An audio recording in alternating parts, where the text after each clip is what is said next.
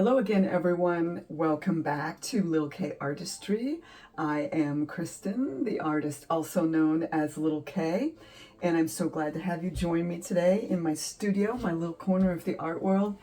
I appreciate you being here. Thank you so much for all the wonderful comments and the ideas, the suggestions, and the helpful hints and the wonderful comments and just all of the support. It's just been overwhelming. I've been receiving emails and regular mail from a number of you, and I can't even, I'm so thankful and I'm so grateful. This channel and this style of art and my passion and my excitement for this beautiful style of art really seems to be connecting with some of you, with a lot of you, and that just makes me feel so good. So I'm so grateful and thankful. And just definitely keep the emails coming. You can email me at lilkartistry@gmail.com. I'm also on Facebook, Instagram, and Twitter. Not Twitter. The other one. Facebook, Instagram, and what's the other one called? Can't remember, but anyway, I'm on there. And obviously, this is my channel where I talk and connect with all of you, and I do enjoy actually the messages and the emails. So I appreciate that. Thank you so much for doing that. And I do want to remind you once again, Li'l K Beyond the Canvas, Li'l KArtistry Beyond the Canvas will be launching after the first of the year, and I'm very excited for it. It's something that I feel very passionately about. It's a way to connect and to help and to empower and share what I love and a little bit of my testimony and my story and my journey. And some of you, it seems to be resonating with you, so I'm really excited about that. So keep a lookout for Beyond the Canvas. That is coming. It is still going to include some art, so don't worry. Some of you have seen my latest video, the last one. That was my mix, my slightly modified mix from Chase Fluid Art to do Abstract Cellism, and that is what I'm doing here today. This is going to be some Abstract Cellism for you. I'm going to do a little bit of a rainbow, I think. I'm going to do a different way of applying the paint to the canvas because I like showing you kind of the different ways that I've learned. Previously, you've seen me put the untinted base layer, the base medium down, and then sprinkle colors all over it and the top layer and then spin it out, and that looks really cool. You've also seen me put down a base layer of color. Typically it's a lighter color, like I do like to use the Naples yellow, and I'll put a thin base layer of that and then put other colors on top of it, put the top layer and spin out. That looks really good too. Today I'm going to be doing multiple colors in the base layer, and instead of putting one full color over the whole canvas. And then I'll put the top layer on, I'll use my really loud hair dryer and blow it out, and then we'll see what kind of beautiful magic we can make today. So if you're new to my channel, thank you for joining me. I hope you will subscribe. If you are a returning subscriber, seeing another video, welcome back. I'm so glad to have you here. If this is not your first video, comment below and let me know what you think of this piece. And if it is your first video, comment below and let me know what you think of this piece. So I'm so excited to get going. I'm going to tell you the colors as we get going. All of these colors and the top layer are using the mix that I used in the very last video. I mixed up a bunch of the black, and then I have a number of these colors that I am doing for this one. This is, I think, a 14-inch. This is a 14-inch stretch canvas. This is not a wood canvas. This is cotton. So what I'm going to do is I'm going to put a little bit of, this is cadmium red. Again, these are all golden fluid acrylics. This is cadmium red, and I'll put this down in the middle.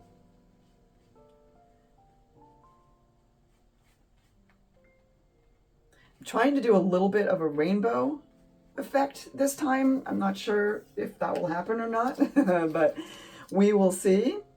I'm going to be using pretty much rainbow colors. The orange I'm using is quinacridone nickel azo gold. That color is no longer available. Quinacridone nickel azo gold.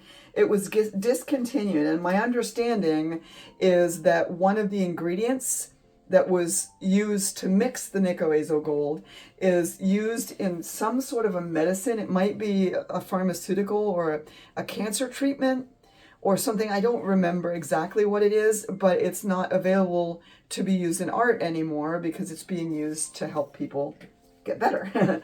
So it's sad for us, but it's good for those that it is helping. I am going to go ahead down and put a little bit of yellow here. So that wasn't really an orange, that was nickel azo gold. This is diarylide yellow. That's a hard one to, does not roll off the tongue. Diarylide yellow, and this is sap green. It is one of my favorite greens. I have to join Rinska Danya in that assessment of this color. This is also one of her favorite colors. I just think sap green is so beautiful. It's fairly dark when it's wet and it dries even darker. It's really beautiful. It's very earthy. That's why I like it. I do love the earth tones. So there's the green. This is phthalo blue. I might actually use a dark blue too, because I really like the Payne's gray, so I might put a little bit of the Payne's gray down there. This is phthalo blue, which is beautiful. And I did make this is phthalo turquoise, not phthalo blue. Phthalo turquoise. I'm sorry, got that color wrong. Phthalo turquoise, which is, I've actually made phthalo turquoise before because I ran out of it. So I mixed a phthalo blue and a phthalo green, and I got a beautiful deep phthalo turquoise. It's lovely. And this is, of course, that Payne's gray, which is, depending on the brand of paint you get, guys, your colors will be different. Payne's gray in the golden fluid acrylics is more of a dark blue. It's almost like a dark navy blue. And there are some Payne's gray colors that you will find in other brands that are almost like gray. They're less blue and more black. But the golden fluids Payne's gray is definitely a blue. It's lovely. And then, of course, we can't have a rainbow without purple. So this is my favorite purple. This is dioxazine purple. You'll notice in a lot of these paintings, guys, I use some of the same colors, but depending on how you put them down on the canvas, in what order, how you layer them, how much you put on, and what way you blow them out, you can get completely different designs. And I'm going to be showing you that moving forward, all the different design, and you guys are going to be experimenting and finding your own, if you decide to do this style of art. There's so much that you can do, and you'll be experimenting and finding your own style and your own way of putting the paint down. I encourage you to do that. I mean, obviously you can try these ways, but these are just the ways that I've learned, and you can, do some stuff on your own and practice and have fun with it. Just play around with it.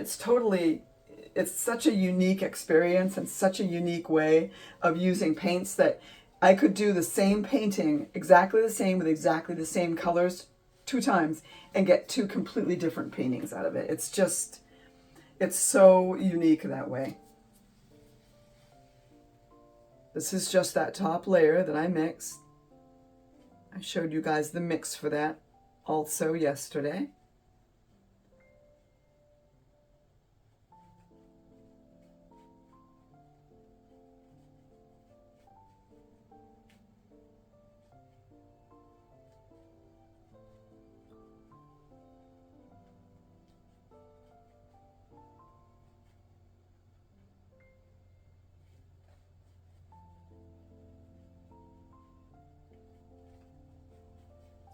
I may need to go back and put some more color on these edges. I'm not sure yet. Okay, now I'm going to apply the force, which is the air. This is really loud. I apologize, but it's got to be that way.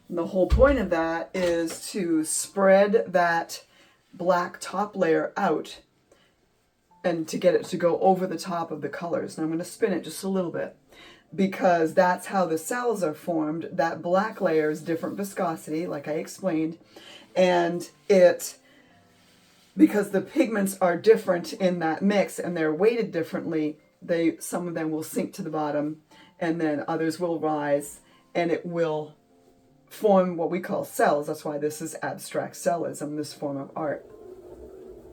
And by forcing that black layer down, I'm forcing it to make the cells. And then as I spin it, it stretches the cells, and it also stretches the composition, and it also helps that black layer to spread out even more across the canvas. Now I'm just going to let it sit here for a minute. You can see all of these cells that have formed.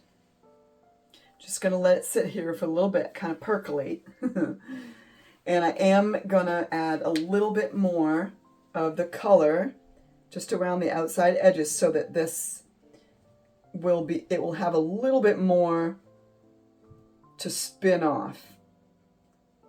And it will stretch a little bit easier.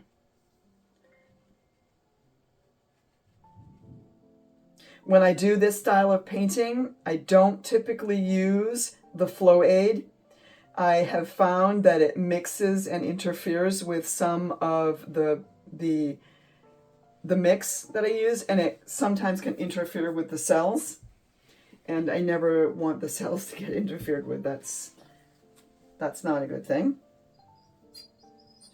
I don't have very much of my phthalo blue left.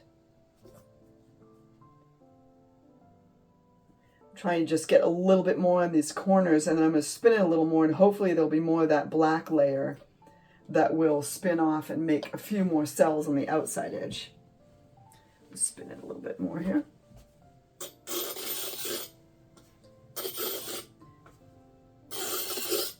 I do spin it rather quickly at this stage, so I am scraping the excess off just off the very edge. And when you do this, you always have to be really careful that you don't put your palette knife too far in, because you'll hit the edge of your canvas, obviously, and that will throw it off. And ask me how I know that your canvas will go flying across the room. I might have done that once or twice in my early days of abstract cellism and spinning my canvas around. I might have done that. It might have been something that happened in my studio. There's a Li'l K Artistry hair. We don't want that in there. Okay, so I'm just going to kind of let those cells, oh, that's so pretty, don't you think? So this is a different way of getting, it just gives you a different composition. So because I only put the red, the orange, and the yellow in the very center, that's where they are. They kind of stayed that way in the canvas. And I'm gonna encourage you guys, if you try this mix, do play around with adding the paint in different ways on your canvas, because it really is. It's so surprising each time it comes out, and really so fun to watch it develop. This is just getting beautiful. And because these are acrylics, they will dry a little bit darker, but I always seal my canvases, and I seal them with that same polyacrylic that is in the mix. So again, there's continuity. I'm not introducing a lot of other chemicals. Plus, I really like the polyacrylic product. Let's see if I can... There's only a couple of... That's the other thing I really love about this style. Not a lot of bubbles in the mix. And because you're spreading it out on the canvas, and it's the layer of paint on the canvas is really thin, and it really encourages those bubbles to come to the surface, and they pop on their own long before the painting is dry. So you don't really have to worry about that, which I do love. So we're going to just let this We're going to let this hang out here for a minute, see what else might happen. So now we're getting a little bit more of the yellow coming through in the center here. So pretty.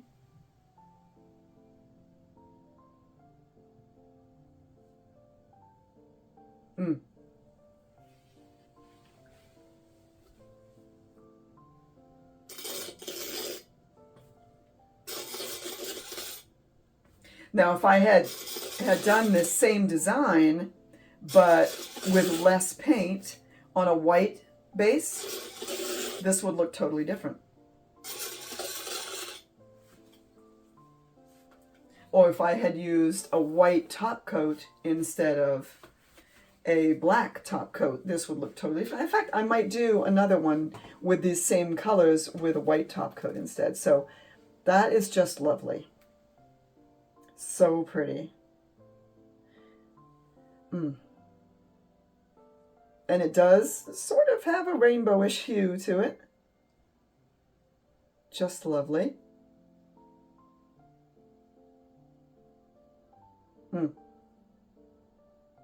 Okay, I'm going to come over there and zoom you guys in.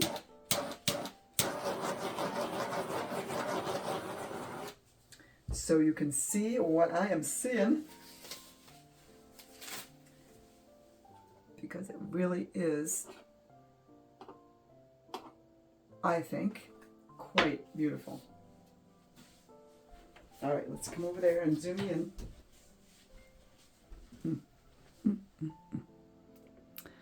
That's some pretty stuff right there.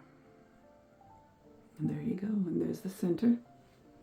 So you can see even, there's still, even right here in this area, there's still some more cells that are being formed. See those tiny ones? And these guys that get elongated and stretched. Oh, that's so cool. And then around the outside edge, there's more of the blue and the green. The purple is mostly right on the very corners. So were I to do this again, if I wanted less of the bright colors and more of the darker colors, then I would put less of the red, orange, and the yellow in the center. Just do a really small center, and then more of the green, blue, and purple. I would have that take up more space on the canvas, so that when it spins out, you don't spin all of that off. That is that. All right, I hope you guys enjoyed this. One more Li'l K Abstract Cellism piece for the wall once it dries.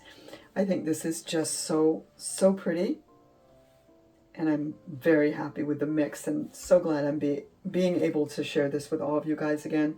So drop a comment, let me know what you think. I'm eager to hear.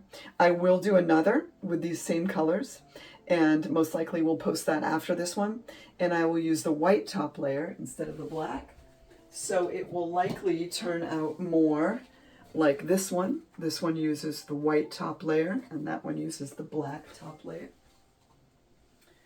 So I will give that a go and see what happens. Thank you all so much. I appreciate you watching. Thank you for subscribing and all of your comments. If you haven't subscribed yet, please do. And you can follow along on this art journey with me. And once again, I'm so glad that you are here. You spent a few minutes with me today. I appreciate you so much. And this is Li'l K from my little corner of the art world. And I am encouraging you and reminding you to go make the art. Bye-bye.